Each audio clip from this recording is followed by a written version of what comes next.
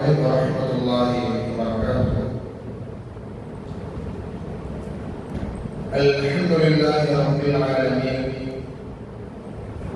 والعاقبة للمتقين والصلاة والسلام على أشرف الأنبياء والمرسلين نبينا محمد وعلى آله وصحبه والناس أجمعين ومن تبعهم بإحسان إلى يوم الدين. أما بعد، فقد قال الله تعالى في القرآن العظيم والفرقان المجيد: فأعوذ بالله السميع العليم من الشيطان الرجيم. بسم الله الرحمن الرحيم. يا أيها الناس اتقوا ربكم الذي خلقكم من نفس واحدة وخلق منها زوجها وبث منهما رجالا كثيرا ونساء واتقوا الله الذي تساءلون به والأرحام إن الله كان عليكم رقيبا. وقال أيضا: يا أيها الذين آمنوا اتقوا الله حق تقاته ولا تموتن إلا وأنتم مسلمون. وقال تعالى أيضا: يا أيها الذين آمنوا اتقوا الله وقولوا قولا سديدا يصلح لكم أعمالكم ويغفر لكم ذنوبكم ومن يطع الله ورسوله فقد فاز فوزا عظيما. وقال النبي صلى الله عليه وسلم: فإن أصدق الحديث كتاب الله وخير الهدي هدي محمد صلى الله عليه وسلم وشر الأمور محدثاتها وكل محدثة بدعة وكل بدعة ضلالة وكل ضلالة في النار. أيها الإخوة في الله، أوصيكم وإياي أولا بتقوى الله. புகழும் புகழ்ச்சியும் ஏக இறைவனாகிய அல்லாஹ்வுக்கே உரித்தாக்கி, அவருடைய அன்பும் அருளும் நம் மீது மேலாக நேசிக்கக்கூடிய கண்மணி நாயகம் முஹம்மது முஸ்தபா ஸல்லல்லாஹு அலைஹி வஸல்லம் அவர்களின் மீதும், அன்னாரின் குடும்பத்தாரின் மீதும், அன்னாரின் அடிச்சுவடுகளை அப்படியே பின்பற்றி வாழ்ந்த உத்தம சத்திய நபித்தோழர்களின் மீதும், தாபியீன்கள், தபஅ தாபியீன்கள், இமாம்களின் மீதும், குறிப்பாக அல்லாஹ் ரப்பல் ஆலமீன் நமக்கு கடமையாக்கி இருக்கக்கூடிய இந்த மதத்தினுடைய தொழுகையை ஜமாத்தாக நிறைவேற்றுவதாக அவருடைய இறையினத்திலே அவருடைய அருளை எதிர்பார்த்தவர்களாக அமர்ந்து கொண்டிருக்கக்கூடிய நம் அனைவரின் மீதும், நம் அனைவரின் குடும்பத்தாரின் மீதும், இந்த உலக முஸ்லிம்கள் அனைவரின் மீதும் ஏக வல்லவனாகிய அல்லாஹ்வுடைய ஸலாத்தும் ஸலாமும் என்றென்றும் என்று நிலவட்டுமாக என்ற பிரார்த்தனையோடு, கண்ணியமிக்க எல்லாம் உள்ள அல்லாஹ்வின் அடியார்களே, அன்பு சகோதரர்களே, பெரியவர்களே, எல்லா நேரங்களிலும் எல்லா நிலையிலும் நம்மை படைத்து நம்மை கண்காணித்துக் கொண்டிருக்கக்கூடிய நம்முடைய ரப்பை அஞ்சி வாழ வேண்டும் என்ற உபதேசத்தை உதற்க எனக்கும் உங்களுக்கும் வசியம் செய்தவனாக என்னுடைய இந்த உரையை நான் ஆரம்பம் செய்கிறேன். எனதருமை இஸ்லாமிய சகோதர சகோதரிகளே, இந்த தலைப்பை பொறுத்தவரையிலே சம காலத்தில் வாழக்கூடிய முஸ்லிம்களுக்கு மிகவும் அவசியமாக தேவையாக இருக்கக்கூடிய ஒரு சிறந்த தலைப்பாக இருக்கிறது. இந்த தலைப்புக்குள்ளாக நாம் செல்வதற்கு முன்னால் இப்படிப்பட்ட மார்க்க விடயங்களை நாம் தெரிந்து கொள்வதற்குண்டான ஒரு சிறப்பை பற்றி முதலில் தெரிந்துவிட்டு அதற்கு பின்னால் தலைப்புகளாக நாம் போகலாம்.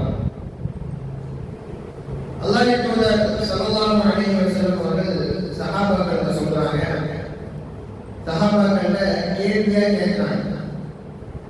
என்ன கேட்கிறாங்க? அயுஹிப்பு அஹதுக்கும் ஐ யذهب இலா பத்ஹான். சஹாபாக்களை நோக்கி அல்லாஹ்வின் தூதர் ஸல்லல்லாஹு அலைஹி வஸல்லம் அவர்கள் கேட்கிறார்கள், உங்களிலே ஒருவர் பத்ஹான் என்ற இடத்திற்கு போவதற்கு நீங்கள் விரும்புகிறீர்களா? இந்த பத்ஹான் என்ற இடத்தை பொறுத்தவரையிலே இது மதீனாவிலே இருக்கக்கூடிய ஒரு பள்ளத்தாக்கு. அந்த பள்ளத்தாக்கை பொறுத்தவரையில அந்த இடம் செழிப்பான ஒரு இடமாக இருக்கிறது. ரசூலுல்லாஹ் தொடர்ச்சியா சஹாபாக்கள் கேட்கிறாங்க, அந்த அந்த பள்ளத்தாக்கு நீங்க போய்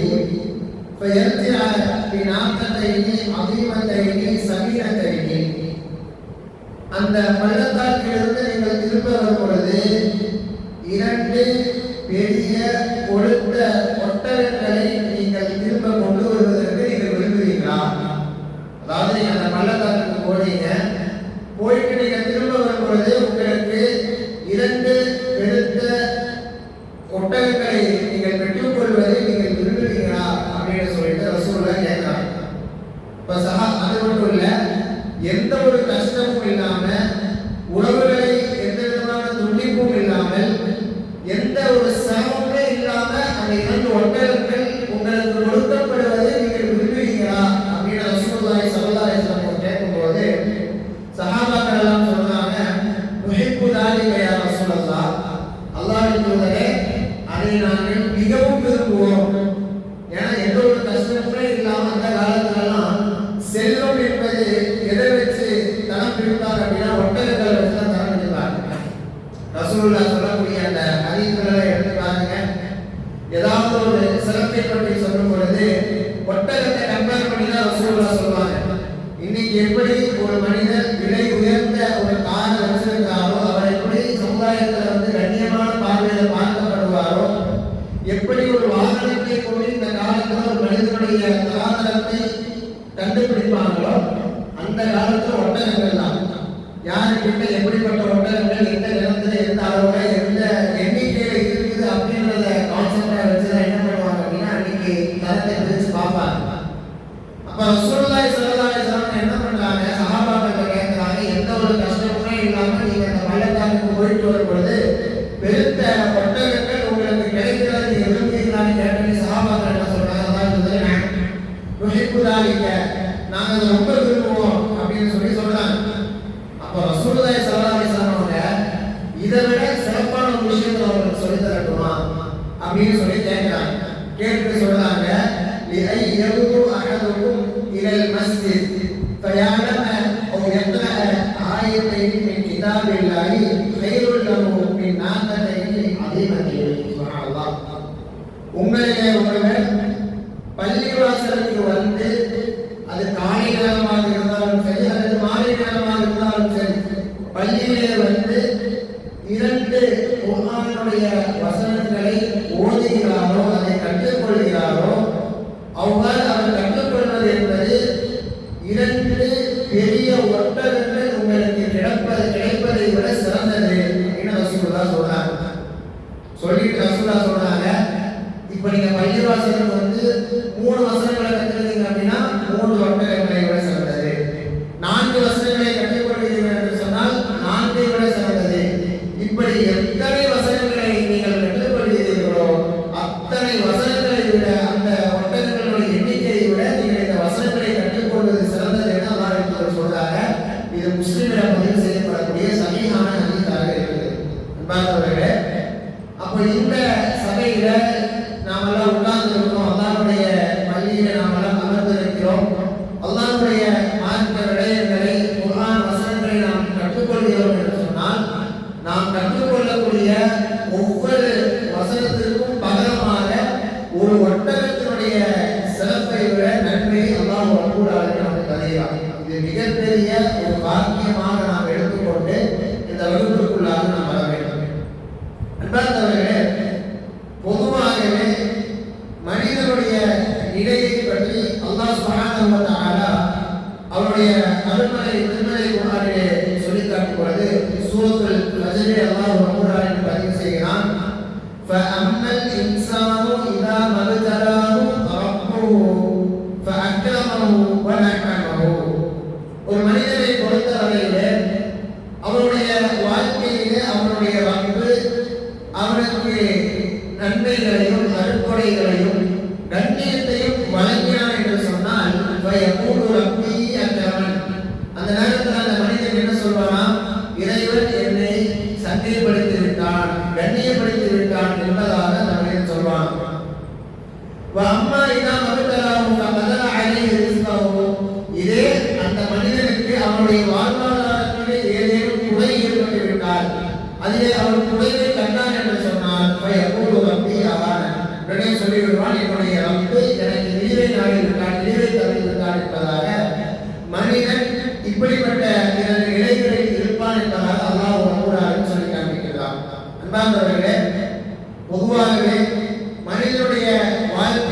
பொறுத்தவரையிலே இரண்டு நிலைகள் தான். ஒன்று, அவனுக்கு இருக்கக்கூடிய அருள்முறைகள், அவனுக்கு வழங்கப்படக்கூடிய வாழ்வாதாரங்கள், அவனை ஒரு உயர்ந்த இடத்திலே, கண்ணியமான இடத்திலே, சங்கையான இடத்திலே வைத்து அவனுக்கு சந்தோஷத்தை ஏற்படுத்தும். இது மனிதனுடைய முதல் நிலை. இதைதான் எல்லா மனிதர்களும் விரும்பக்கூடியவர்களாக இருப்பார்கள். அதற்கு நேர்மாற்றமான ஒரு நிலை என்னவென்று சொன்னால், மனிதனுடைய வாழ்க்கையில் ஏற்படக்கூடிய சோதனைகள், கஷ்டங்கள், இழப்புகள், நஷ்டங்கள், இவைகள் அனைத்துமே அந்த மனிதனுக்கு மன வருத்தத்தையும் கவலையும் ஏற்படுத்தக்கூடியதாக இருக்கிறது. இது யாருமே விரும்ப மாட்டாங்க. தன்னுடைய வாழ்க்கையில சந்தோஷம் இருக்கணும், நிம்மதி இருக்கணும்னு சொல்லிதான் எல்லா மனிதனுடைய எதிர்பார்ப்புமே இருக்கும். ஆனால் அவருடைய வாழ்க்கையில கஷ்டம் ஏற்படுவதையோ நஷ்டம் ஏற்படுவதையோ எந்த ஒரு மனிதனுமே என்ன பண்ண மாட்டாங்க, விரும்ப மாட்டாங்க. இப்போ வாழ்க்கையுடைய நோக்கமே இந்த ரெண்டு தான். ஒண்ணு, மனிதன் அவன் செய்யக்கூடிய காரியத்தின் மூலமாக சந்தோஷப்படுவான், லாபத்தை பெறுவான், நிம்மதியாக இருப்பான். இல்லை என்று சொன்னால் அவன் நஷ்டத்திலே இருப்பான். அவனுடைய மனதும் அவனுடைய வாழ்க்கையும் கஷ்டத்தை நோக்கி செல்லக்கூடியதாக இருக்கும். ஆனால் இதுவெல்லாம் ஒரு மனிதனுடைய வாழ்க்கையில அப்போ எப்படி இந்த வாழ்க்கையை நாம் அணுகணும்? அதாவது ஒரு மனிதனுடைய வாழ்க்கையில ஒரு சந்தோஷமான காரியம் ஏற்படும் பொழுது அல்லாஹ் என்ன சொல்கிறான்? அவன் அல்லாஹ்வை புகழக்கூடிய ஒரு நிலைக்கு வருவான். எப்போது ரப்பி அக்ரமன், என்னுடைய ரப்பி என்னை சங்கைப்படுத்தி விட்டான் என்று அந்த மனிதன் சொல்வான். இதே அவனுடைய வாழ்க்கையில கஷ்டம் வரும் பொழுது எப்போது ரப்பி அஹானன், என்னுடைய ரப்பி என்னை இழிவுபடுத்தி விட்டான் என்று சொல்வான். அப்ப இந்த வார்த்தைகளை ரப்பை பார்த்து மனிதன் பயன்படுத்துவதற்குண்டான காரணம் என்ன? இந்த வார்த்தைகளை நம்ம பயன்படுத்தலாமா? ரப்புல் ஆலமீன் எதையாவது நமக்கு தந்துட்டா அந்த நேரத்தில் அல்லாஹ்வை புகழ்ந்து விட்டு, எதையாவது அல்லாஹ் ரப்புல் ஆலமீன் நம்மிடம் எடுத்த உடனே அல்லாஹ்வின் மீது வருத்தப்படக்கூடிய, நிராசை அடையக்கூடிய ஒரு நிலை நமக்கு வரலாமான்னு கேட்டா கிடையாது. அப்படிப்பட்ட ஒரு சூழல் நமக்கு வரக்கூடாது. ஆனா மனிதன் இப்படிதான் இருப்பான் என்று அல்லாஹ் ரப்புல் ஆலமீன் சொல்லி காண்பிக்கின்றார் என்று சொன்னால் இதற்கு காரணம் என்ன? நாமெல்லாம் நம்முடைய வாழ்க்கையினுடைய அடிப்படைகளை புரியாதவர்களாக இருந்து கொண்டிருக்கிறோம். நம்முடைய வாழ்க்கை எதற்காக, இந்த வாழ்க்கை படைக்கப்பட்டதற்கு உண்டான நோக்கம் என்ன? அல்லாஹ் ரப்பல் ஆலமீன் இந்த வாழ்க்கையை நமக்கு தருவதன் மூலமாக நம்மிடத்திலிருந்து எதிர்பார்ப்பது என்ன? எதுவுமே நம்ம புரிஞ்சுக்கல. வாழ்க்கை அல்லாஹ் தந்துட்டான், வாழ்ந்துட்டு இருக்கிறோம். இது ரப்பல் ஆலமீன் விரும்பக்கூடிய, பொருந்திக் கொள்ளக்கூடிய வாழ்க்கையா இல்லையா எந்த ஒரு சிந்தனையும் நமக்கு கிடையாது. 5 நாள் தொழ வேண்டும், வருடத்திற்கு ஒரு மாதம் நோன்பு நோக்க வேண்டும், குறிப்பிட்ட அளவு சதகா செய்ய வேண்டும், முடிந்தால் ஹஜ் உம்ராவை நிறைவேற்ற வேண்டும். இதுதான் வாழ்க்கை நம்ம என்ன செய்திருக்கிறோம். ஆனால் உண்மையிலேயே இதுதான் வாழ்க்கை என்று கேட்டால் கிடையாது. இதை மாத்திரம் நாம் செய்வதன் மூலமாக ரப்பருடைய பொருத்தத்தை பெற்று அந்த சொர்க்கத்தை அடைந்துவிட முடியுமா என்று கேட்டால் கிடையாது. ஏன்? மலக்குமாக அப்படிதான் இருந்தாங்க. அல்லாஹ்வை எந்நேரம் துதிக்கக்கூடியவர்களாக, எந்நேரம் அல்லாஹ்வை கண்ணியப்படுத்தக்கூடியவர்களாக, புகழக்கூடியவர்களாக இருந்தார். அதையும் தாண்டி அப்படி ஒரு கூட்டம் இருந்தும் கூட அல்லாஹ் ரப்பல் ஆலமீன் நம்மை படைத்து உலகத்திலே நம்மை பிரவேசிக்க செய்திருக்கிறார். ஷைத்தானிடத்திலே அல்லாஹ் ரப்பல் ஆலமீன் நம்மை இருந்ததற்காக ஷைத்தானை காஃபிர் என்று சொல்லி அல்லாஹ் ரப்பல் ஆலமீன் அவனை விலக்கி அடித்து இருக்கிறார். இப்படியெல்லாம் எதுக்கு அப்படின்னா மனித படைப்பினுடைய நோக்கம் என்னங்க? ரப்பல் ஆலமீன் நம்மிடத்திலிருந்து எதிர்பார்க்கக்கூடிய விஷயம் என்ன? அல்லாஹ் ரப்பல் ஆலமீன் நமக்கு தந்திருக்கக்கூடிய இந்த வாழ்க்கையை பற்றி 2 வசனத்துல சொல்லிட்டாங்க. இந்த 2 வசனத்தை யார் புரிஞ்சுக்கிறாங்களோ உண்மையிலேயே அவர்கள் தான் அவருடைய வாழ்க்கையை சரியாக புரிந்து அடுத்த கட்டம் அவங்க நல்ல முறையில் வாழ்வாங்க. அல்லாஹ் ரப்பல் ஆலமீன் சொல்லி காண்பிக்கிறார் பாருங்கள். அல்லதி خلقல் மௌத வல் ஹயாத லியப்லுவக்கும் அய்யுக்கும் அஹ்ஸனு அமலா. இது ஒரு வசனம். இன்னொரு வசனம் வலநபலுவன்னக்கும் பிஷைஇன் மினல் ஹௌஃபி வல் ஜூஇ வநக்ஸின் மினல் அம்வாலி வல் அன்ஃபுஸி வத்தமராத் வபஷ்ஷிரிஸ் ஸாபிரீன். அல்லாஹ் முதல் வசனத்தில் என்ன சொல்றான்?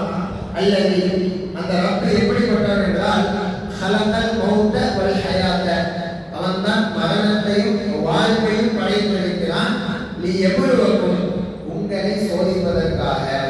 அய்யுக்கும் அஹ்ஸனு அமலா, உங்களிலே யார் செயலால் அழகானவர்கள் என்பதை சோதிப்பதற்காக தான் அல்லாஹ் இந்த மௌத்தையும் வாழ்க்கையும் படைத்திருக்கிறான் என்பதாக சொல்லி காண்பிக்கின்றான். இன்னொரு வசனத்தில் அல்லாஹ் என்ன சொல்றான்?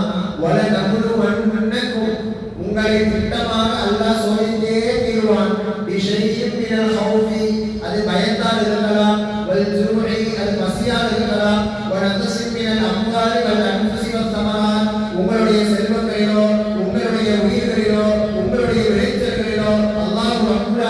சுமைகளை ஏற்படுத்துவதன் மூலமாக உங்களை சோதிப்பான். பொறுமையாளர்களுக்கு நபியே நீங்கள் நற்செய்தி சொல்லுங்கள் அப்படின்னு அல்லாஹ் சொல்லி காண்பிக்கிறார். அன்பார்ந்தவர்களே, இந்த வசனத்தில் நாம் புரிய வேண்டியது என்ன? நம்மளுடைய வாழ்க்கையை பொறுத்தவரையிலே இது முற்றிலுமாக சோதனை களமாக இருந்து கொண்டே இருக்கிறது. அந்த வழக்குமார்கள் நம்ம எடுத்துக்கிறோம் அப்படின்னா அவர்களுக்கு சோதனைலாம் கிடையாது. அவருடைய வாழ்க்கையில் அவர்களுக்கு இருக்கக்கூடிய ஒரே டாஸ்க் என்ன அப்படின்னா ரப்ப என்ன சொல்றாலும் அதை செய்வாங்க. லா யஅஸுல்லாஹ மா அமரஹும் வ யஃஅலுன மா யுமரூன். அல்லாஹ் எதை ஏவி இருக்கிறானோ அதற்கு மாற்றமாக நடக்க மாட்டார்கள். அல்லாஹ் எதை ஏவி இருக்கிறானோ அதை தான் செய்வார்கள். அது அவர்களுக்கு இருக்கக்கூடிய ஒரே பணி, அது மட்டும்தான். ஆனால் மனிதர்களுக்கு அப்படி கிடையாது. மனிதர்களுக்கு இருக்கக்கூடிய வேலை என்ன அப்படின்னா அல்லாஹ் ரப்பல் ஆலமீன் நம்மை படைத்து இந்த உலகத்தை நம்மை விட்டு நமக்கு என்று ஒரு சில சுதந்திரங்களை இந்த உலகத்திலே அல்லாஹ் ரப்பல் ஆலமீன் தந்து இருக்கிறார். அந்த சுதந்திரங்களை நாம் பயன்படுத்தி எப்படி நம்முடைய வாழ்க்கையை வாழ்கிறோம், இந்த வாழ்க்கையை அல்லாஹ் எதிர்பார்த்ததை போன்று நாம் வாழ்கிறோமா, செயலால் அழகானவர்களாக தான் நாம் இருக்கிறோமா, பொறுமையாளர்களாக நாம் இருக்கிறோமா என்பதையெல்லாம் அல்லாஹ் ரப்பல் ஆலமீன் இப்படி சோதனைகளை கொடுப்பதன் மூலமாக அல்லாஹ் ரப்பல் ஆலமீன் நம்மிடத்திலிருந்து இதையெல்லாம் எதிர்பார்க்கிறார். பொதுவாகவே மனிதர்களுடைய வாழ்க்கையிலே முன்னாடி சொன்ன மாதிரி இரண்டு. ஒன்று சந்தோஷமான நிலை. இந்த சந்தோஷமான நிலை வந்தாலும் அந்த மனிதன் அவருடைய செயலால் அழகானவனாக இருக்கிறானா என்று அல்லாஹ் ரப்பல் ஆலமீன் பார்ப்பார். எவ்வளவுக்கு நல்லா சொல்லலாம் பார்த்தீங்களா? சோதனை அப்படிங்கிறது வெறுமனே கஷ்டத்தால் வர்றது மட்டும் கிடையாது. சோதனை என்பது நமக்கு ஏற்படக்கூடிய இன்பத்திலும் அல்லாஹ் ரப்பல் ஆலமீன் நம்மை சோதிப்பார். அவரை சிறந்தவங்க யார் அப்படின்னு ரப்பல் ஆலமீன் நம்மை பார்ப்பார். அதே மாதிரி இன்னொன்று நமக்கு ஏற்படக்கூடிய கஷ்டங்கள். அடுத்த வசனத்தில் அல்லாஹ் அதுதான் சொல்றான். உங்களுக்கு கஷ்டங்கள் ஏற்படும் போது அந்த சமயத்தில் நீங்கள் பொறுமையாளர்களாக இருக்கிறீர்களா என்று அல்லாஹ் ரப்பல் ஆலமீன் சொல்கிறார். நம்ம வாழ்க்கையினுடைய நிலை இதன் அடிப்படையில் நம்முடைய மனதில் புரிய வைக்கணும். வாழ்க்கை, ஒரு மனிதனுடைய வாழ்க்கை என்பது ஒன்று கஷ்டத்தில் இருக்கும், இல்லது நஷ்டத்தில் இருக்கும். இந்த இடத்திற்குள்ளாக தான் சுற்றி சுற்றி திரிந்து கொண்டே இருக்கும்.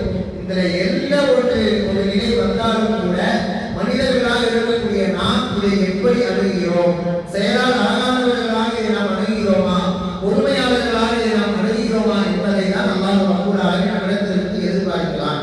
அன்பார்ந்தவர்களே, முன்னாடி நம்ம மனிதனுடைய நிலையை பற்றி சொல்லும் பொழுது அவன் சந்தோஷப்படும் பொழுது அவன் அப்பை புகழ்வான், கஷ்டப்படும் பொழுது அப்பை இகழ்வான் என்பதாக நம்ம சொன்னோம் தெரியுங்களா?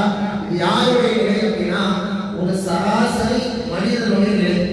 ஒரு சராசரி மனிதன், சாதாரணமாக இருக்கக்கூடிய ஒரு மனிதன் தான் அவனுக்கு சந்தோஷம் வந்தால் மட்டும் அப்ப புகழ்வான். அவனுக்கு கஷ்டங்கள் வரும் பொழுது ரப்பின் மீது அவன் வைத்திருக்கக்கூடிய நம்பிக்கையை எல்லாம் தூக்கி எரிந்துவிட்டு ரப்பின் மீது நிராசை அடைந்த ஒரு நிலைக்கு அந்த மனிதன் செல்வான். இது சராசரி மனிதனுடைய நிலை. ஆனால் ஒரு பூமி எப்படி இருக்க வேண்டும்? அல்லாஹ்வை ஈமான் கொண்டு, மறுமையினாலே ஈமான் கொண்டு, அல்லாஹ்வின் ஒரு ஸல்லல்லாஹு அலைஹி வஸல்லம் வாழ்க்கையை தன்னுடைய வாழ்க்கையாக பின்பற்றி யாரெல்லாம் வாழ்ந்து கொண்டு இருக்கிறார்களோ அப்படிப்பட்ட பூமிகள் அவர்களுடைய வாழ்க்கையில் ஏற்படக்கூடிய சந்தோஷங்களையும் நஷ்டங்களையும் எப்படி அணுக வேண்டும் என்பதை தான் நாம் பார்க்கிறோம். நம்மளை யாருங்க? அல்லாஹ்வை ஈமான் கொண்டு இருக்கோம், அல்லாஹ்வின் தூதரை ஈமான் கொண்டு இருக்கிறோம், மறுமை மீது நம்பிக்கை கொண்டு இருக்கிறோம். இப்ப நம்முடைய வாழ்க்கையில ஏற்படக்கூடிய இந்த கஷ்டங்களையும் நஷ்டங்களையும் சந்தோஷங்களையும் எப்படி நாம் அணுக வேண்டும் என்பது ரசூலுல்லாஹி ஸல்லல்லாஹு அலைஹி வஸல்லம் சொல்லித்தராங்க. என்ன சொல்றாங்க? அல்லாஹ்வின் தூதர் அவர்கள் சொல்கிறார்கள், அஜபன் லி அம்ரில் முஃமின். ஒரு முஃமினுடைய காரியம் எனக்கு ஆச்சரியத்தை தருகிறது. சொல்லக்கூடிய நபர் யாருங்க? முஃமினுடைய தலைவர். அல்லாஹ்வின் தூதர் ஸல்லல்லாஹு அலைஹி வஸல்லம் அவங்க சொல்றாங்க, எனக்கு ஒரு முஃமினுடைய காரியம் ஆச்சரியத்தை தருகிறது. யார் அந்த முஃமின்? இன்ன அம்மாஹு குல்லஹு லஹு கைர். அந்த முஃமினுக்கு அவருடைய வாழ்க்கையில ஏற்படக்கூடிய எல்லாமே கைராக இருக்கும். அப்படின்னா என்ன? ஒரு முஃமின் அவருடைய வாழ்க்கையில ஏற்படக்கூடிய எல்லாவற்றையும் நன்மையாக தான் பார்ப்பார். அவனுக்கு ஏதாவது நஷ்டம் ஏற்படுதா, குடும்பத்துல பிரச்சனைகள் ஏற்படுதா, யாராவது அவங்க திட்டாங்களா, ஏதாவது பிரச்சனைகள் மாட்டிக்கிறாரா, அந்த முஃமின் எல்லாத்தையும் எப்படி இருக்கிறாமா கைராக தான் பார்க்கக்கூடியவனாக இருக்கிறான். இந்த ரசூலுல்லாஹ்க்கு ஆச்சரியத்தை ரசூலுல்லாஹ் சொன்னாங்க. சொல்லிட்டு வலைஸலாக லிஅஹதின் இல்லா லில்-முஃமின். இப்படி எல்லாவற்றையும் கைராக பார்க்கக்கூடிய இந்த நிலை இருக்கு பார்த்தீங்களா, இது முஃமினை தவிர வேற யாருக்குமே வராது. இப்ப நம்ம எல்லாம் என்ன பண்றோம் அப்படின்னா நம்முடைய வாழ்க்கை சற்று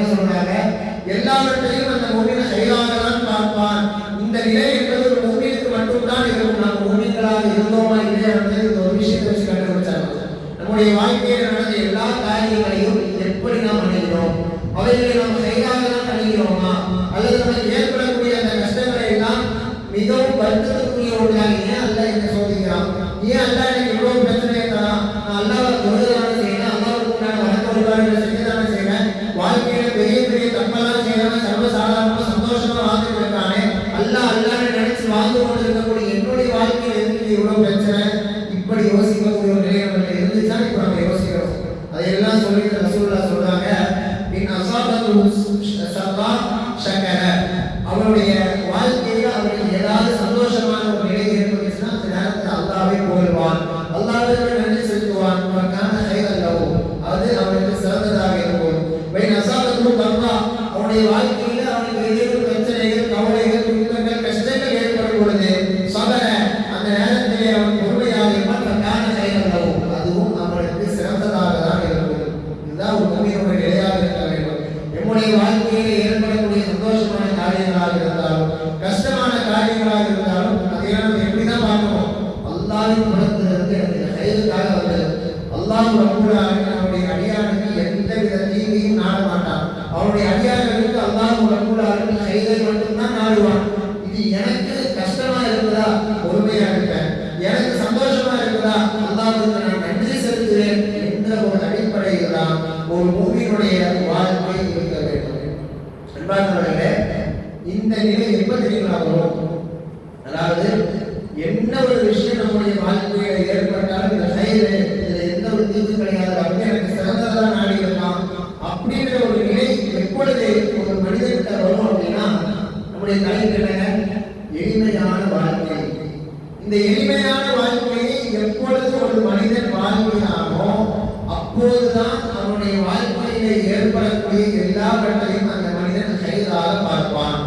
இந்த எளிமையான வாழ்க்கை என்பது அந்த அளவுக்கு சிறந்த ஒன்று. மனிதனுடைய வாழ்க்கையில நடக்கக்கூடிய எல்லாவற்றையும் கைதாக நன்மையாக பார்க்க வேண்டும் என்று சொன்னால் எளிமையான ஒரு வாழ்க்கையை வாழ வேண்டும். இந்த எளிமையான வாழ்க்கை எப்பொழுது நம்முடைய வாழ்வுக்குள்ளாக வருகிறதோ அப்போதுதான் ஒரு உண்மையான ஒரு மூமினாக நம்மால் மாற முடியும். இதுக்கு நிறைய வரலாற்று நிகழ்வுகளை நம்மால் ஆதாரமாக சொல்ல முடியும். சஹாபாக்களாக இருக்கட்டும், அல்லாஹ்வின் தூதர் ஸல்லல்லாஹு அலைஹி வஸல்லம் அவர்களாக இருக்கட்டும், அதற்கு முன்னால் வாழ்ந்த நபிமார்கள், அந்த நபிமார்கள் ஈமான் கொண்ட மக்களாக இருக்கட்டும், எல்லாருமே இந்த எளிமையான வாழ்வை தான் வாழ்ந்தார்கள். அது அவர்களுக்கு கைராக இருந்தது, நிம்மதியாக வாழ்ந்தார்கள். எளிமையான வாழ்வுனா என்னங்க, அதாவது எளிமையான வாழ்வு என்று சொன்னால் எந்த விதமான ஆடம்பரமும் இல்லாமல் இந்த உலக வாழ்க்கை என்பது நிரந்தரம் இல்லை என்பதை உறுதியாக நம்பிக்கை கொண்டு ஒரு நாளிலே ஒரு நாள் இந்த உலகத்தை விட்டு நாம் எல்லாம் பிரிந்து விடுவோம். நமக்காக வாழக்கூடிய நம்முடைய குடும்பத்தார்கள், நாம் வாழக்கூடிய வீடு, நம்முடைய வியாபாரம், நம்முடைய சொத்து சுகம் அனைத்துமே நாம் விட்டு ஒரு நாள் துண்டிக்கப்பட்டுவிடும் என்ற ஒரு சிந்தனையோடு நம்ம வாழ்ந்தாங்க. இப்படி ஒரு சிந்தனை நம்முடைய உள்ளத்துல நம்ம கொண்டு வந்துட்டோம் அப்படின்னா உலகமாக இருக்கக்கூடிய எந்த விதமான மோகமுமே நமக்கு பெருசா கிடையாது. நமக்கு உலக ஆசைகள் எல்லாம் இல்லாமல் போய்விடும். இப்படி உலக ஆசைகள் இல்லாமல் வாழ்வதுதான் எளிமையான வாழ்வு. இந்த வாழ்வை தான் நமக்கு முன்னால் வாழ்ந்த நம்முடைய முன்னோர்கள் எல்லாம் அவருடைய வாழ்க்கையாக வாழ்ந்து வந்து சென்றிருக்கிறார்கள். அன்பானவர்களே, அல்லாஹ்வின் தூதர் ஸல்லல்லாஹு அலைஹி வஸல்லம் அவர்களை பற்றி அல்லாஹ் ரப்பல் ஆலமீனுடைய குர்ஆனிலே சொல்லும் பொழுது, வமா அர்ஸல்னாக இல்லா ரஹ்மத்தல் லில் ஆலமீன், இந்த நபி அகிலத்தாருக்கெல்லாம் ஒரு அருட்கொடையாக நாம் அனுப்பியிருக்கிறோம் அப்படின்னு ரப்பல் ஆலமீன் சொல்கிறார். ரசூலுல்லாஹ்வை ஏன் அகிலத்தாருக்கு ஒரு அருட்கொடை அப்படின்னு ரப்பல் ஆலமீன் சொல்கிறான், எல்லா விஷயத்தையுமே நமக்கு கற்றுக் கொடுத்துட்டு போயிட்டாங்க. ஒரு மனிதன் எதையெல்லாம் செய்தால் அவனுடைய வாழ்க்கை சிறந்ததாக இருக்கும், சந்தோஷமாக இருக்கும், அவனுக்கு பயன் தரக்கூடியதாக இருக்கும், நாளை நன்மையிலே அவனுக்கு வெற்றியை பெற்று தரும், சொர்க்கத்தை பெற்று தரும், அவனுடைய ரப்பை சந்திக்கக்கூடிய வாய்ப்பை ஏற்படுத்தும் என்று எல்லாவற்றையும் ஒரு மனிதனுடைய வாழ்க்கைக்கு தேவையானதை ரசூலுல்லாஹ் கற்றுத்தந்து போயிட்டாங்க. இதனாலதான் அல்லாஹ்வின் தூதரை பார்த்து அல்லாஹ் ரப்பல் ஆலமீன் சொல்லும் பொழுது, இந்த நபி உங்களுக்கு வழங்கப்பட்டிருக்கக்கூடிய ரஹ்மத், கிருபை, அருட்கொடையாக இருந்து கொண்டு இருக்கிறார் என்பதாக சொல்லி காண்பிக்கிறார். அன்பார்ந்தவர்களே, அந்த அடிப்படையில ரசூலுல்லாஹி ஸல்லல்லாஹு அலைஹி வஸல்லம் அவர்கள் நமக்கு செய்யக்கூடிய சிறந்த ஒரு உபதேசத்தை பாருங்க. இப்னு உமர் ரலியல்லாஹு அன்ஹு அவர்கள் அல்லாஹ்வின் தூதர் ஸல்லல்லாஹு அலைஹி வஸல்லம் அழைத்து அவருடைய தோற்றத்தில் கையை போட்டு ரசூலுல்லாஹ் சொல்றாங்க, குன் ஃபித் துன்யா கஅன்னக லரீம், இந்த உலகத்திலே நீங்கள் ஒரு வழிபோக்கனை போன்று வாழுங்கள். என்ன சொல்றாங்க? குன் ஃபித் துன்யா கஅன்னக லரீம், இந்த உலகத்திலே நீங்கள் வாழும் பொழுது ஒரு வழி அந்நியரை போன்று நீங்கள் வாழுங்கள். அல்லது ஒரு வழிபோக்கனை போன்று வாழுங்கள். அந்நியர் அப்படின்னு சொன்னா ஒரு ஊருக்கு புதுசா வரக்கூடியவர். வெளியூர்ல இருந்து நம்முடைய நிலைகளை வச்சு நம்ம யோசிச்சு பார்ப்போமே. நம்ம ஒரு ஊருக்கு புதுசா போறோம் அப்படின்னா எந்த எண்ணத்தோடு நம்ம அந்த ஊருக்கு போவோம்? திரும்ப நம்மளுடைய ஊருக்கு திரும்பி வந்துவிட வேண்டும். அந்த ஊர்ல போனா நம்ம நிரந்தரமா இருக்க மாட்டோம். எந்த வேலைக்காக போறோமோ அந்த வேலையை மட்டும் அந்த இடத்துல நிறைவேற்றிட்டு திரும்ப எங்க வரணும்?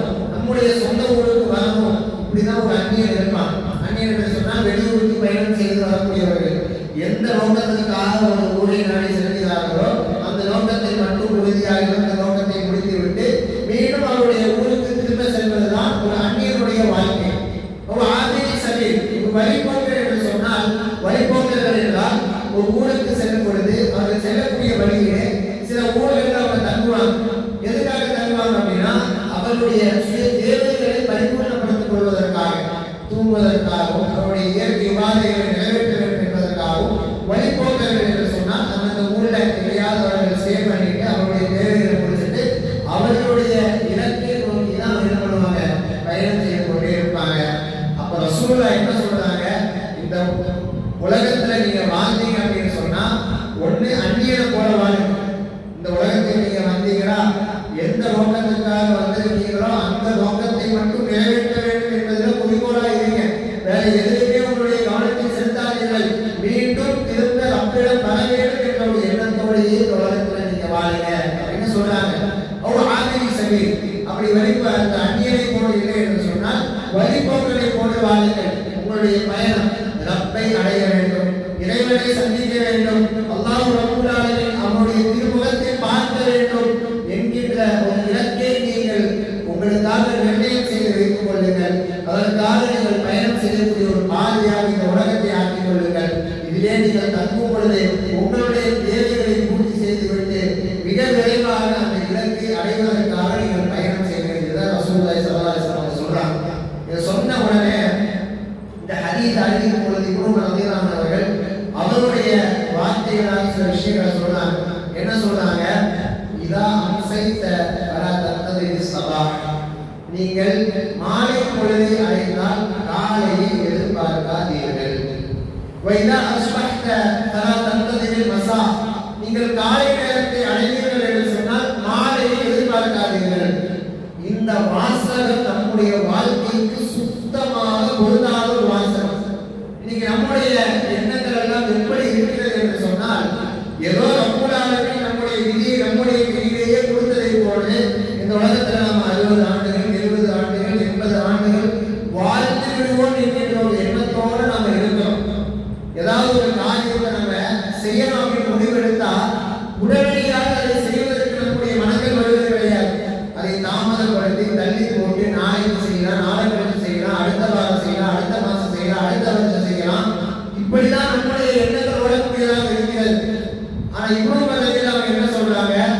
மாலை நேரத்தை நீங்கள் அடைந்தால் காலையை எதிர்பார்க்காதீர்கள். காலையில நீங்க வந்துட்டீங்கன்னா நீங்க சாயந்தரம் வரைக்கும் உயிரோட இருக்கிறத நீங்க எதிர்பார்க்காதீர்கள் என்று சொல்கிறார்கள். அப்படிதான் நம்ம உண்மையிலேயே வாழ வேண்டும்.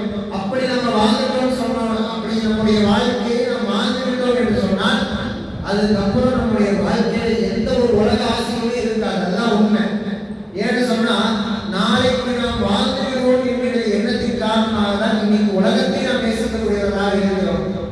நமக்கு இப்போ நேரத்தை குறிப்பிட்டு சொல்றாங்க, இன்னைக்கு 10 மணிக்கு உங்களுடைய நோட்டு உங்களுக்கு வரும் அப்படின்னு நம்ம சொல்லிட்டா அதுக்கப்புறம் நம்முடைய செயல்பாடுகள் எப்படி இருக்கும்? நம்முடைய மனசாட்சியை வந்து சொல்லுங்க.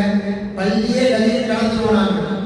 நாளைக்கு நம்ம உயிரோடு இருப்போம் அப்படின்னு நம்ம எதிர்பார்க்கிறதுனால தான் அல்லாஹ்வை மறந்தவர்களாக வாழ்ந்து கொண்டு இருக்கிறோம். உண்மையா இல்லையா? இன்னைக்கு அல்லாஹ்வை விட்டு நம்முடைய மார்க்கத்தை விட்டு தூரமாக நம்ம செல்வதற்குண்டான காரணம் என்ன?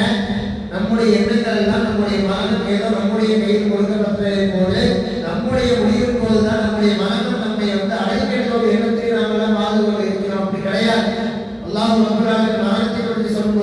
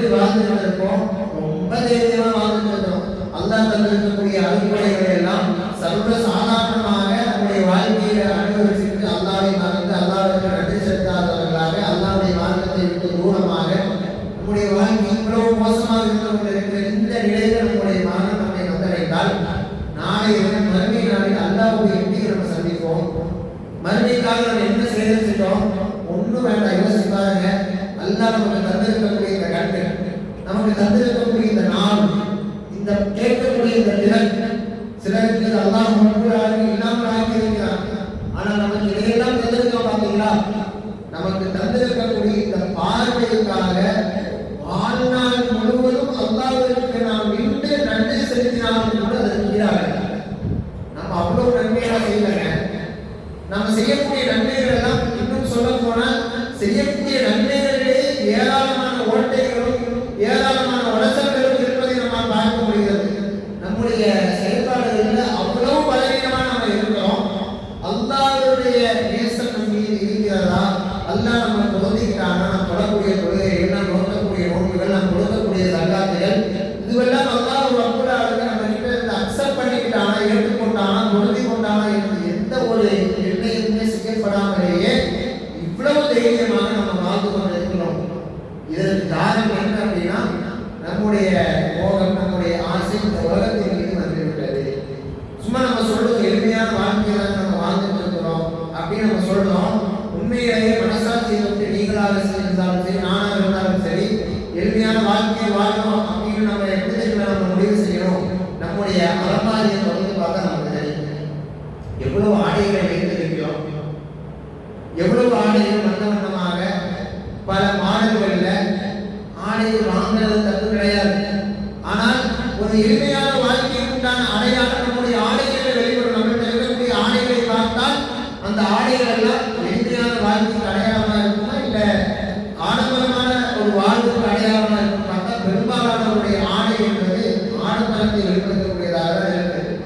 அதுக்கு பிடிச்ச ஆடையை அணியவே கூடாது, அனுபவிக்கவே கூடாது என்று நான் சொல்ல வரவில்லை.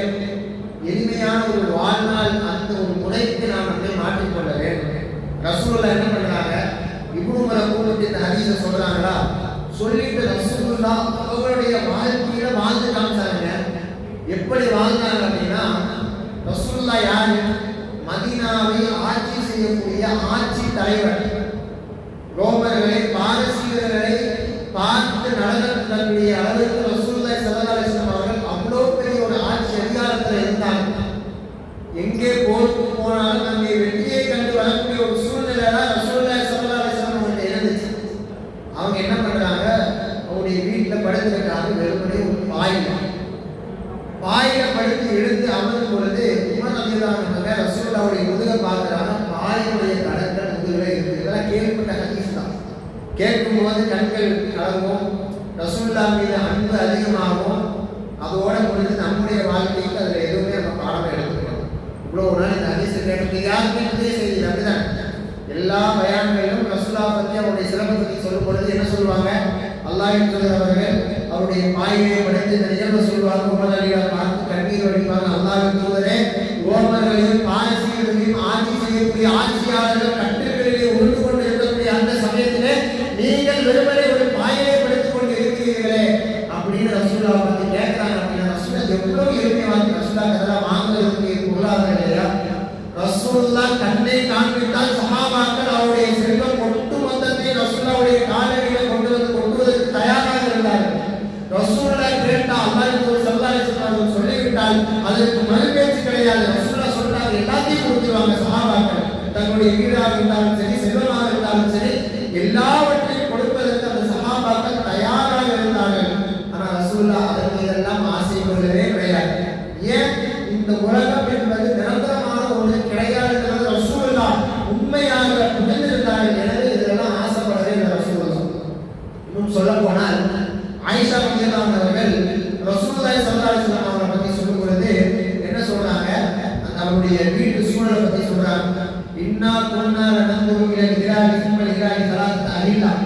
நான் முதல் பிறையை பார்ப்போம், இரண்டாம் பிறையை பார்ப்போம், மூன்றாம் பிறையை பார்ப்போம். ஃபீ ஷஹரைனி 2 மாதங்கள் ஆகும். வமா ஊகித ஃபீ அபியாத்தி ரசூலுல்லாஹி ஸல்லல்லாஹு அலைஹி வஸல்லம் நார். ரசூலுல்லாஹ்வுடைய வீட்டில் அடுப்பு எரிந்திருக்கிறார்கள். முதல் நாள், இரண்டாம் நாள், 3 நாட்கள், இப்படி ஒரு மாத அளவிலும் கூட ரசூலுல்லாஹ்வுடைய வீட்டில் அடுப்பே இருந்திருக்காது. அப்ப இந்த செய்தி ஆயிஷா ரலியல்லாஹு சொல்லும் பொழுது கேட்கக்கூடிய அந்த நபர், அப்ப எப்படி நீங்க வாங்கிங்க, ரசூலுல்லாஹ் எப்படி வாங்கினாங்க அப்படின்னு கேட்கும்போது ஆயிஷா ரலியல்லாஹு சொல்றாங்க, தம்ரு வல்மா, தண்ணீரையும் பேரிச்சம்பழங்களையும் அல்லாஹ்வின் ஸல்லல்லாஹு அலைஹி வஸல்லம் அவர்கள் சாப்பிட்டு விட்டு வாழக்கூடியவர்களாக இருந்தார்கள். அப்படி இல்லையா ரசூலுல்லாஹி ஸல்லல்லாஹு அலைஹி வஸல்லம் அண்டை வீட்டில் இருக்கக்கூடிய அன்சாரிகள் அவர்களுக்கு பால் தருவாங்க. ரசூலுல்லாஹ் அந்த பாலை அருந்திவிட்டு அவருடைய வாழ்க்கையை கடத்தக்கூடியவர்களாக இருந்தார்கள். சுப்ஹானல்லாஹ். உண்மையிலேயே வழிபோக்கனை போன்று வாழ்ந்து சென்றவர் அல்லாஹ்வின் தூதர் ஸல்லல்லாஹு அலைஹி வஸல்லம் அவர்கள். உண்மையிலேயே அந்நியனை போன்று வாழ்ந்து சென்றவர்கள் நம்முடைய தூதர் ஸல்லல்லாஹு அலைஹி வஸல்லம் அவர்கள். உலகத்தின் மீது ஒரு ஆசை கிடையாது. அது நபித்துவம் கிடைப்பதற்கு முன்னால் இருந்தாலும் சரி, நபித்துவதற்கு பின்னால் இருந்தாலும் சரி, ரசூலுல்லாஹ் அவங்க வாழ்க்கையிலே இந்த உலகத்தை நேசிக்கவே இல்லை.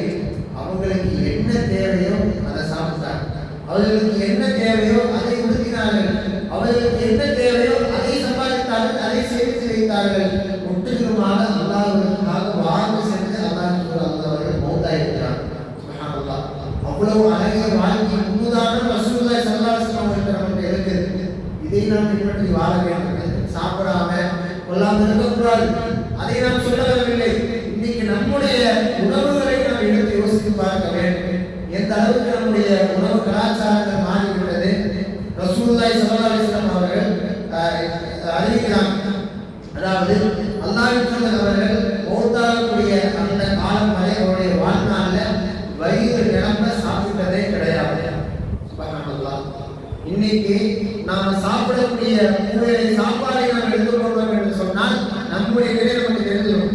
காலையில் வயது நம்ம சாப்பிடுவோம், மத்தியானம் வயது நம்ம சாப்பிடுகிறோம், இரவு நேரம் வயது நம்ம சாப்பிடுகிறோம், இதற்கு இடையில சாயம் என்றும் அதற்கான ஸ்நாக்ஸ் என்றும் இப்படி நம்முடைய வாழ்க்கை நோக்கமே சாப்பாட்டை நோக்கமாக கொண்டு செல்லக்கூடியதை நம்ம பார்க்க முடிகிறது. ஆனால் ரசூலுல்லாஹ் எப்படி வாழ்ந்தாங்க? அவருடைய மரணம் வரை அவருடைய வயிறு முழுவதும் அவர்கள் நிரம்பியவர்களாக சாப்பிடறது கிடையாது அப்படின்னு சொல்லி ஆயிஷா ரலியல்லாஹு அறிவிக்கிறார்கள். அதே மாதிரி இன்னும் சொல்றாங்க பாருங்க, ரசூலுல்லாஹ் மரணித்த அந்த நாள் வரை அல்லாஹ்வின் தூதர் ஒரே நாள்ல 2 நேரம் சப்பாத்தியும் எண்ணெய் வெண்ணெய் வச்சு சாப்பிட்டது கிடையாது. ஒரு நேரம் சாப்பிடுவாங்க, அவ்வளவுதான். அடுத்த நாளோ தான் அவர்கள் சப்பாத்தியும் வெண்ணெய் வச்சு சாப்பிடக்கூடியவர்களாக இருந்தார்கள். வாழ்நாள தொடர்ச்சியாக 3 நேரம் சாப்பிடக்கூடிய பழக்கம் என்பது நாம் நமக்கு உருவாக்கி கொண்டது. ஆனால் ரசூலுல்லாஹி ஸல்லல்லாஹு அலைஹி வஸல்லம் அவருடைய வாழ்க்கையில ஒரு நாளைக்கு 2 நேரம் நல்ல சாப்பாடு சாப்பிட்டது கிடையாது. சுப்ஹானல்லாஹ். அல்லாஹ் ரப்பல் ஆலமீன் நமக்கு தந்திருக்கக்கூடிய அருட்கொடைகளை நினைத்து பாருங்கள். காலையில் சிறந்த உணவுகள், மதியம் சிறந்த உணவுகள், இரவும் சிறந்த உணவுகள், இதிலும் கேவலம் இவ்வளவு சிறந்த உணவுகள் கிடைத்தும் கூட நாம் அதை உரை சொல்லக்கூடிய ஒரு நிலையில இருக்கிறோம். அல்லாஹ் பாதுகாக்க வேண்டும். எளிமையான வாழ்க்கையை வாழ்வதற்கு நாம் நம்மை வழங்கிக் கொள்ள வேண்டும் என்றால் ரசூலுல்லாஹ் கிட்ட இதெல்லாம் இல்லாமல் இல்லை. எல்லாமே அல்லாஹ்வின் தூதர் ஸல்லல்லாஹு அலைஹி வஸல்லம் அவர்கள்ட்ட இருந்துச்சு. அதான் நம்ம சொன்னோமே, ரசூலுல்லாஹ் கண்ணை காண்பித்தால் அனைத்தையும் கொடுப்பதற்கு தயாராக இருந்தார்கள் சஹாபாக்கள். எந்த அளவுக்கு நமக்கெல்லாம் தெரியும். மதீனாவுக்கு ரசூலுல்லாஹி ஸல்லல்லாஹு அலைஹி வஸல்லம் ஹிஜ்ரத் செய்து வந்ததற்கு பின்னாடி முஹாஜிர்களையும் அன்சாரிகளையும் சகோதரத்துவத்தை ஏற்படுத்தினார்கள், சகோதரர்களாக ஆக்கினார்கள். என்ன சொல்றாங்க ரசூலுல்லாஹ்? ஹிஜ்ரத் செஞ்சு வந்தவங்க உங்களை நம்பி வந்திருக்காங்க, அல்லாஹ் கடந்தபடியா உங்களை நம்பி வந்திருக்காங்க. எனவே இந்த முஹாஜிர்கள் அன்சாரிகளாக இருக்கக்கூடிய உங்களுக்கு சகோதரர்கள் என்று ரசூலுல்லாஹ்வுடைய அந்த ஒரு வார்த்தைக்காக அந்த சஹாபாக்கள் என்ன பண்ணாங்க? தன்னுடைய வீடுல பாதி கொடுத்தாங்க, தன்னுடைய சொத்துல பாதி கொடுத்தாங்க. இன்னும் சில சஹாபாக்கள் எல்லாம் தன்னுடைய மனைவிமார்களை தலாக் கொடுத்து முஹாஜிர்களுக்கு திருமணம் செய்து கொடுப்பதற்கு தயாராக இருந்தார்கள். இது ஏன்? ரசூலுல்லாஹ் சொன்ன ஒரே வார்த்தை, ரசூலுல்லாஹ் எனக்கு சாப்பாடு கொண்டு வாங்க, எனக்கு தேவையான ஆடைகளை கொண்டு வாருங்கள் அப்படின்னு சொன்ன சஹாபாக்கள் தங்களுடைய உயிரை தியாகம் செய்தாலும் ரசூலுல்லாஹ்வுடைய காலடியில கொண்டு வந்து எல்லாவற்றையும் கொண்டு வந்து தயாராக இருந்தாங்க. ஆனா ரசூலுல்லாஹ் அதையெல்லாம் ஆசைப்படவே இல்லை. நம்ம என்னங்க சொல்றோம்? அது காண்டலும் ரசூலுல்லாஹி உஸ்வத்துன் ஹஸனான்னு சொல்றோம். வெறுமனே அந்த தாடியை வளர்க்கிறது இல்லையா, கிளம்பை காலுக்கு மேல ஆணை அணிகிறது இல்லையா, தொழுகிறது இல்லையா, நோன்பு இருக்கிறது இல்லையா, நம்முடைய வாழ்க்கை அனைத்துமே அல்லாஹ்வின் தூதர் ஸல்லல்லாஹு அலைஹி வஸல்லம் அவர்கள் எப்படி வாழ்ந்தார்களோ அப்படி நம்முடைய வாழ்க்கைக்கு அவர்களை முன்மாதிரியாக எடுத்துக்கொள்ள வேண்டும். அவங்கள மாதிரி வாழ முடியாது, அது ரொம்ப கஷ்டம். ஏன்? அவர்கள் அல்லாஹ்வின் தூதர் அவர்கள். ஆனால் அந்த அளவுக்கு இல்லை என்று சொன்னாலும் அது போன்ற ஒரு வாழ்க்கையை வாழ்வதற்கு நாம் பழகிக் கொள்ள வேண்டும். அல்லாஹ்வின் தூதர் ஸல்லல்லாஹு அலைஹி வஸல்லம் அவர்களுக்கு சஹாபாக்களுடைய வாழ்க்கைக்கு வாங்க. ரசூலுல்லாஹ் அவங்க மட்டும் இல்லை, தன்னுடைய தோழர்களையும் அவர்களை போன்றே உருவாக்கக்கூடியவர்களாக இருந்தார்கள். பல செய்திகள் இருக்கு. அது ஒரு செய்தி பாருங்க. ஒரு நாள் இரவு பயங்கரமான பசி யாருக்கு? உமர் ரலியல்லாஹு அன்ஹு. இந்த பசியோடு என்ன பண்றாங்க அப்படின்னா வீட்டை விட்டு வெளியே வராங்க ரசூலுல்லாஹை பார்ப்பதற்காக. இப்படி வீட்டை விட்டு வெளியே வரக்கூடிய அந்த சமயத்திலே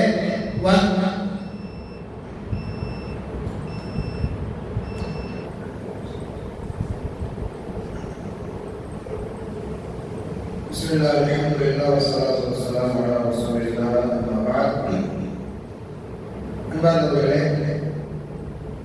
அப்போ ஒரு முறை உமர் ரலியல்லாஹு அன்ஹு அவர்களுக்கு பயங்கரமான பசி.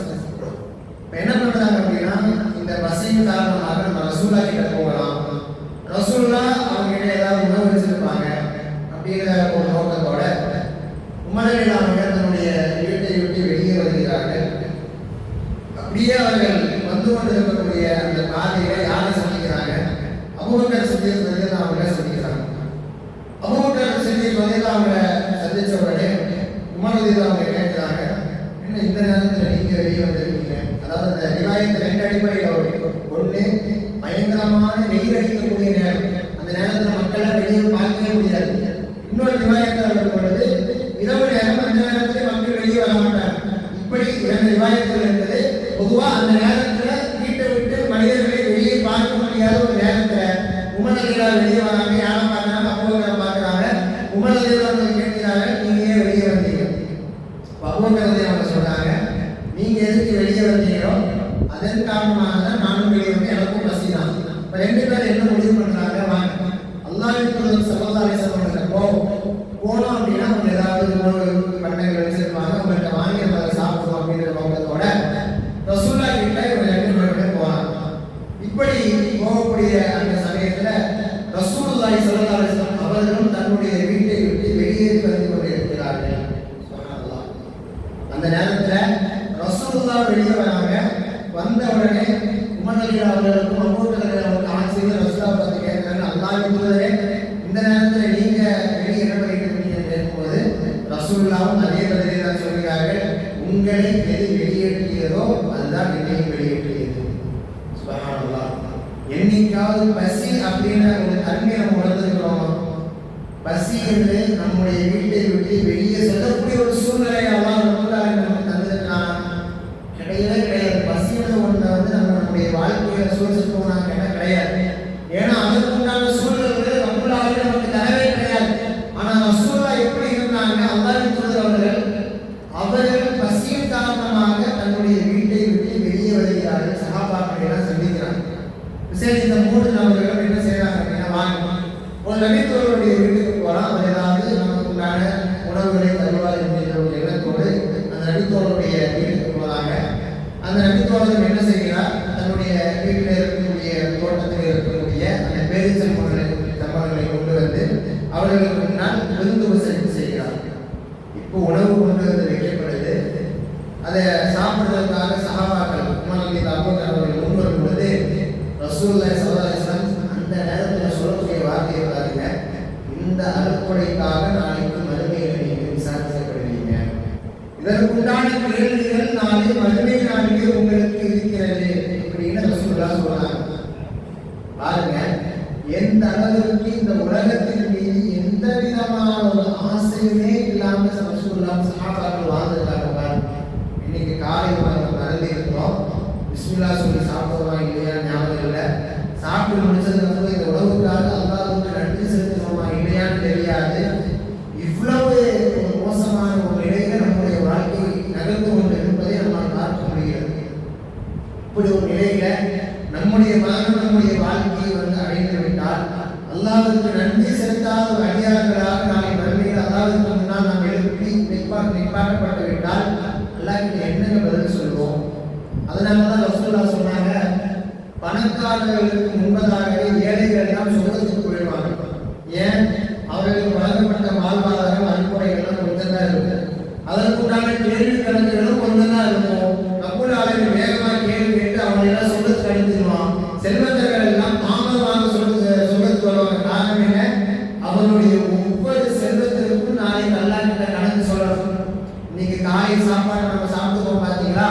இந்த சாப்பாட்டை சாப்பிட்டா நம்ம என்ன பண்ணணும்? இதற்கு அல்லாஹ் கிட்ட பதில் சொல்லணும். இவ்வளவு உணவு நம்ம சாப்பிட்டோமே, இதற்காக அல்லாஹ்வுக்கு நாம் நன்றி செலுத்தினோமா, அல்லாஹ்வுக்கு விருப்பமான வாழ்க்கையை வாழ்ந்தோமா, அதையெல்லாம் வாழாமல் அல்லாஹ்வுக்கு பிடிக்காத ஏதோ காரியத்தை செஞ்சால் ஏன் செஞ்சது, இதற்காக செய்வது என்கிற இவ்வளவு கேள்வி கணக்குகள் இன்னும் நமக்காக காத்து கொண்டு இருக்கிறது. 18 ஆண்டுகள், 19 ஆண்டுகள், 20 ஆண்டுகள், 30 ஆண்டுகள், இவ்வளவு வருஷத்தை கடந்து வந்து இதற்கான கேள்வி கணக்குகளே மழையாக இருக்கும். இன்னும் நம்முடைய வாழ்க்கையை வாழப்போம் நினைச்ச பயமா இருக்கு. ஒவ்வொன்றுக்கும் நாளை மறுமை நாளில் பதில் சொல்வதற்காக நாம் நம்மை தயாராக்கிக் கொள்ள வேண்டும். இது மட்டும் இல்லை, சஹாபாக்களுடைய வாழ்க்கையில பாருங்க எந்த அளவுக்கு அவங்க எளிமையா வாழ்ந்திருக்காங்க பாருங்க. ரசூலுல்லாஹ்வால வாழ்க்கப்பட்டவர்கள்.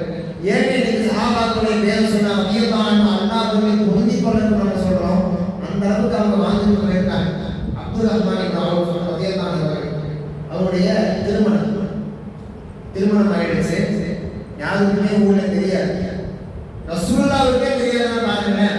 அப்துல் ரஹ்மான் இப்னு அவுஃப் வந்து ரசூலுல்லாஹ் பார்க்கறாங்க, ஆள் பார்க்கறதுக்கு கலையா இருக்கிறாரு, நறுமண ஆடை அவர்களுக்கு வருது, மஞ்சள் நிறம் பூசப்பட்டதாக அவருடைய ஆடைகளாக இருக்கிறத பார்த்துட்டு ரசூலுல்லாஹ் ஆச்சரியமா கேட்கிறாங்க, அப்துல் ரஹ்மான் என்ன ஆச்சு இப்படி கமகமன்னு இருக்கீங்கன்னு ரசூலுல்லாஹ் கேட்கிறாங்க.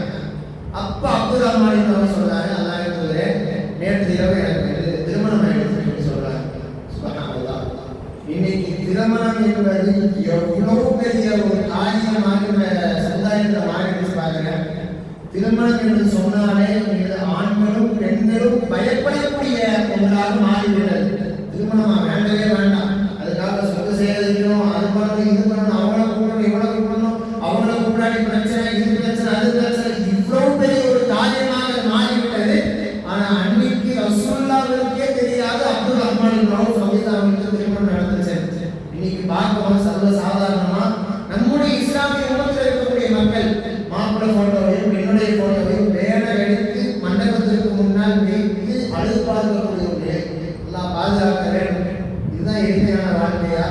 இதையெல்லாம் இந்த மாதிரி ஒரு வாழ்க்கையை வாழ்ந்துவிட்டு அல்லாஹ் என்ன பொருளிக்கணும், அல்லாஹ் எனக்கு சொர்க்கத்தை தரணும், அல்லாஹ் என் பாவத்தை மன்னிக்கணும் அப்படின்னு சொன்னால் இதெல்லாம் நடக்குமா? அல்லாஹ் பாதுகாக்க வேண்டும். இப்படிதான் நம்முடைய சூழ்நிலைகள் இருக்குது. இன்னும் சஹாபாக்கள் அவர்களை நாம் நேசிப்பதற்கு மிக முக்கியமான ஒரு காரணமா இந்த நிகழ்வு இருக்கும். ஹுனைனுடைய யுத்தம் எல்லாம் முடிஞ்சதுக்கு அப்புறம் கனிமத்தினுடைய பொருட்கள் வருகிறது. ரசூலுல்லாஹ் பங்கிட்டு கொடுப்பாங்க. அல்லாஹ்வின் தூதர் அவர்கள் நீதமாக பங்கிட்டு கொடுக்கக்கூடியவர்கள். ரசூலுல்லாஹ் என்ன பண்றாங்க, வரக்கூடிய அந்த கனிமத் பொருட்களை எல்லாம் மக்கா வாசிகளுக்கே கொடுத்துறாங்க. கனிமத் பொருள்லாம் முடிஞ்சிருக்கு. உண்மையிலேயே அடிப்படையில் ஒரு மனிதனுடைய மனசு இடத்துல சங்கடமுடைய மதீனாவுடைய சஹாபாக்கள் இருக்கிறாங்க. அவங்களுக்கு ரசூலுல்லாஹ் எதுவுமே தரல. ரசூலுல்லாஹ் என்ன பண்ணாங்க, எல்லா கனிமத் பொருளையும் முஹாஜிர்களுக்கே கொடுக்குறாங்க. அதுக்கு காரணம் என்ன அப்படின்னா அவங்க தான் ஊர் வந்திருக்கிறாங்க, அவங்களுக்கு அதிக தேவை இருக்குது. இன்னும் அதுல புதிதாக இஸ்லாத்தை ஏற்றவர்கள் இருக்கிறார்கள் என்ற காரணத்துக்காக கனிமத் பொருட்களை அனைத்துமே உடையுடைய போல ரசூலுல்லாஹ் முஹாஜிர் சஹாபாக்களுக்கு கொடுத்தாங்க. அன்சாரிகளுக்கு எதுவுமே ரசூலுல்லாஹ் கொடுக்காம அந்த அன்சாரிகள்கிட்ட அல்லாஹ் சொன்ன அந்த வார்த்தையை பாருங்களேன். ரசூலுல்லாஹ் என்ன சொல்றாங்க அப்படின்னா, இந்த போருக்கு முஹாஜிர்கள் வந்தார்கள், அன்சாரிகள் வந்தார்கள். முஹாஜிர்கள் இந்த போரில் இருந்து கனிமத்தோடு செல்கிறார்கள், அன்சாரிகள் அல்லாஹ்வின் தூதராக இருக்கக்கூடிய எண்ணெய் கொண்டு செல்கிறார்கள். சஹாபாக்கள் அதோட பேசாம இருக்காங்க. அன்சாரிகள் அவர்கள் அதை உதவி கொண்டார்கள். அல்லாஹ்வின் தூதர் ஸல்லல்லாஹு அலைஹி வஸல்லம் எங்களுக்கு போர், வேற எதுவுமே எங்களுக்கு தேவை கிடையாது என்கிற ஒரு நிலைப்பாட்டுக்கு அவங்க வராங்கன்னா அந்த அளவிற்கு அவருடைய உள்ளத்தில் இந்த உலகம் ஒன்றுமே கிடையாது, இது நிரந்தரமே கிடையாது. இந்த உலகம் என்பது நாம் அல்லாஹ்வை அடைவதற்காக அல்லாஹ் நமக்கு தந்திருக்கக்கூடிய வழிமுறை, ஒரு வழி, ஒரு பாதை என்கிற ஒரு சிந்தனையோடு சஹாபாக்கள் வாழ்ந்தார்கள்.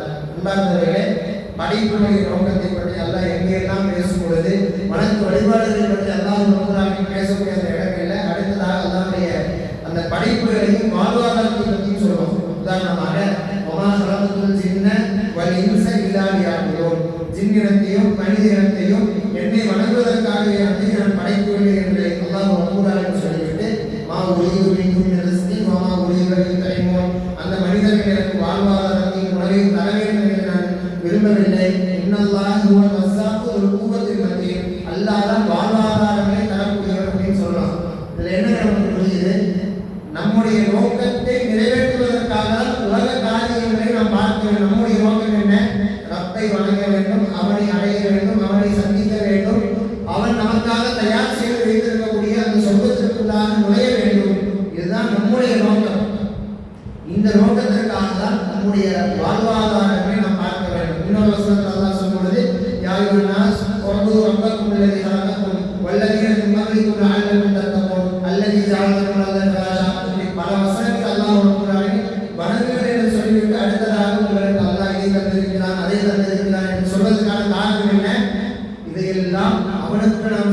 செய்யக்கூடிய வணக்க வழிபாடுகளுக்கு நாம் ஒரு பாதையாக தான் பார்க்க வேண்டும். இன்னைக்கு நம்ம அப்படி பார்க்கிறதே கிடையாது. பள்ளிவாசலா இது தொழுறதுக்காக மற்ற விஷயங்களா அந்த வணக்க வழிபாடுகள் சார்ந்த அந்த விஷயங்கள் வரும்பொழுது அதோடு அதை எடுத்துக்கிறோமே தவிர என்னைக்காவது நாம் நம்முடைய மனசாட்சியை கொண்டு சொல்லணும், என்னுடைய பாப்பா என்னுடைய உமா நான் சொர்க்கம் செல்வதற்காக அல்ல எனக்கு தந்திருக்கான என்னைக்காவது நம்ம பார்த்துக்க மாட்டோம். நம்முடைய மனைவிமார்களை நம்ம எப்படி பார்க்கணும், வெறுமனே நம்முடைய தேவைகளை பூர்த்தி செய்வதற்காக அப்படிதான் நம்ம பார்க்கிறோமே தவிர என்னுடைய மனைவி என்னுடைய இலக்கை அடைவதற்கு ஒரு துணையாக இருக்கிறார் அவரை நம்ம பார்த்துக்கோம் கிடையாது. நம்முடைய பிள்ளைகள் நம்முடைய சொர்க்கத்திற்கானவர்கள் சொர்க்கத்திற்குண்டான சாரிகளாக இருக்கிறார் என்று அவர்களை நாம் பார்த்துக்கோம் கிடையாது. ஆனால் இதுவெல்லாம் பாருங்க, இதுவெல்லாம் நம்முடைய சொர்க்கத்திற்கு கொண்டு செல்லக்கூடிய மிக முக்கிய பங்கு வகிக்கக்கூடிய விஷயங்களாக இருக்கிறது. தாய் தந்தைக்கு உபகாரம் செஞ்சோம் அப்படின்னா சொல்லுவோம், கணவன் மனைவிக்கு நல்ல முறையில் நடந்தா சொல்லுவோம், பிள்ளைகளை நல்ல முறையிலே வளர்ப்போம் என்று சொன்னால் நம்முடைய மரணத்திற்கு பின்னாடி அவர்கள் நம்ம செய்யக்கூடிய காத்திரை நமக்கு சொர்க்கத்தை பெற்றுத்தரும். ஆனால் இப்படியெல்லாம் நம்ம பார்க்கவே கிடையாது. இதுவெல்லாம் நம்ம பயன்களில் கேட்கறதா, அந்த அத்தியாக்களில் கேட்கறதா, சும்மா பயன்களை சொல்லுவாங்க. சொல்லும் போது கேட்கறதுக்கு இதெல்லாம் நல்லா இருக்குது. ஆனால் இதை நம்முடைய வாழ்க்கையில நாம் பொருத்தி பார்க்கிறோமான்னு கேட்டால் கிடையாது. எல்லாம் பாதுகாப்புகள் மன்னாதவர்களே, அல்லாஹ் ரப்பல் ஆலமீன் நமக்கு ஒரே ஒரு வாழ்க்கையை தான் தந்திருக்கிறார். இந்த வாழ்க்கையை அவனுக்கு விருப்பமான, அவன் விரும்பக்கூடிய, அவன் பொருந்திக் கொள்ளக்கூடிய ஒரு வாழ்க்கையாக நாம் வாழ வேண்டும் என்று சொன்னால் நம்ம இந்த எளிமையான ஒரு வாழ்க்கையை விரும்பக்கூடியவர்களாக இருக்கிறோம். உலகத்து மேல ஆசையே படக்கூடாது. நம்முடைய தேவைக்குண்டான சம்பாத்தியம் நம்மிடம் இருக்கிறதா அது போதும். நாம் செலவு செய்யக்கூடிய இந்த செலவினங்கள் நம்முடைய தேவைகளை பூர்த்தி செய்கிறா அது போதும். அது அல்லாம அதிகமாக சொத்து சேர்க்க வேண்டும், செல்வங்களை சேர்க்க வேண்டும், பெரிய வீடுகளை கட்ட வேண்டும், பிரம்மாண்டமாக திருமணங்களை நடத்த வேண்டும், ஆடைகளை அலங்காரமாக பெரிய பெரிய ஆடைகளை அணிய வேண்டும், வாகனங்களை எடுக்க வேண்டும். தேவைக்கு மீறி ஒரு விஷயத்தை நாம் செலவு செய்வது என்பது ஆடம்பரம். நம்முடைய தேவைக்கு என்பது எதை நாம் சுருக்கிக் கொள்கிறோமோ அதுதான் எளிமையான வாழ்க்கை. இந்த எளிமையான வாழ்க்கையை நாம் சஹாபாக்கள் வாழ்ந்தார்கள், அல்லாஹ்வின் தூதர் ஸல்லல்லாஹு அலைஹி வஸல்லம் வாழ்ந்தார்கள். அதனால நிம்மதியாக வாழ்ந்தாங்க. எங்கேயாவது ஒரு சஹாபி வந்து தன்னுடைய வாழ்க்கையில எதுவுமே இல்லைன்னு சொல்லி நிம்மதி இழந்த ஏதாவது ரசூலுல்லாஹ் கேட்கக்கூடிய கிடையாது. இன்னைக்கு நிறைய விஷயங்கள் நம்மகிட்ட இருக்குது. ஆனா இன்னைக்கு நம்முடைய வாழ்க்கையில ஒரு சில கட்டங்கள் வந்து நிம்மதி இழந்து போயிடும். சஹாபாக்கள் ஒரு காலமே நிம்மதி இழந்ததே கிடையாது. அவ்வளவு நிம்மதியா வாழ்ந்தாங்க. ரசூலுல்லாஹ்வுடைய முகத்தை பார்ப்பதே அவர்களுக்கு அவ்வளவு நிம்மதியை பற்றி தரக்கூடியதாக இருந்தது. எதுவுமே அவங்களுக்கு தேவைப்படாது. ஆனா இன்னைக்கு அல்லாஹ் நமக்கு இவ்வளவு தந்தும் கூட இன்னும் இந்த உலகத்தின் பின்னால் நாம் ஓடிக்கொண்டே இருக்கிறோம். நிம்மதியற்ற ஒரு வாழ்வை நாம் வாழ்ந்து கொண்டு இருக்கிறோம். அல்லாஹ் பாதுகாக்க வேண்டும். அல்லாஹ் ரப்பல் ஆலமீன் இந்த வாழ்க்கையை நமக்கு தந்திருக்கிறான் என்று சொன்னால் செயலால் அழகானவர்கள் யார் என்பதை சோதிப்பதற்காக தந்திருக்கிறான். செயலால் அழகானவர்கள் யாருங்க? யார் இந்த உலகத்தில் வாழும் பொழுது எளிமையான ஒரு வாழ்க்கையை வாழ்ந்து இந்த வாழ்க்கையை முழுவதுமே அல்லாஹ்வுக்காக அர்ப்பணம் செய்கிறார்களோ அவர்களுக்கு கிடைத்திருக்கக்கூடிய இந்த அருள்களை அனைத்தும் அல்லாஹ்வை அடைவதற்கு உண்டான ஒரு வசீலாவாக, ஒரு உபகரணியாக பயன்படுத்திக் கொள்கிறார்களோ அவர்கள் தான் செயலால் அழகானவர்கள். அவர்களை தான் அல்லாஹ் ரப்பல் ஆலமீன் நேசிக்கிறான். இந்த வாழ்க்கை நமக்கு தருவதன் மூலமாக அல்லாஹ் ரப்பல் ஆலமீன் இதை தான் நம்மிடத்திலிருந்து எதிர்பார்க்கிறார். எனவே அன்பார்ந்தவர்களே, அல்லாஹ்வை ஈமான் கொண்ட மக்கள் நாம் அல்லாஹ்வின் தூதர் ஸல்லல்லாஹு அலைஹி வஸல்லம் அவர்களை நம்முடைய வாழ்க்கையிலே வாழ்க்கை வழிகாட்டியாக எடுத்து வாழக்கூடிய நாம் அவர்களை போன்ற ஒரு வாழ்க்கையை வாழாவிட்டாலும் அதிலிருந்து ஒரு பங்கை நாம் நம்முடைய வாழ்க்கையை எப்பொழுதும் வெளிப்படுத்தக்கூடியவர்களாக இருக்க வேண்டும். எளிமையான வாழ்க்கையை வாழ்ந்து அல்லாஹ்விட